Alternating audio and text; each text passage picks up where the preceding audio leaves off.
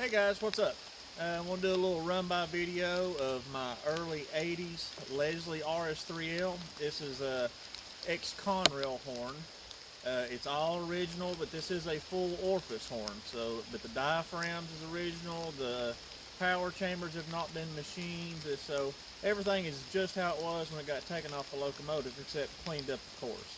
And this is at my usual location out here. There's a little bit of a light rain today, but I've already drove out here, so I'm not going to turn around without making a video.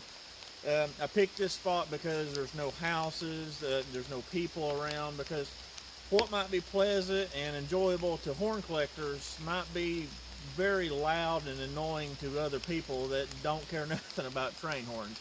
So the reason I pick his spot is because I try to be mindful and respectful to other people. I don't use my train horns to go around scaring people or trying to make my way through traffic. So it's just a pure hobby thing. So I just want to urge people to always use caution when blowing or having fun with train horns, because they are extremely loud and can harm other people's hearing. So that being said, well, let's get the video started and we'll go from there.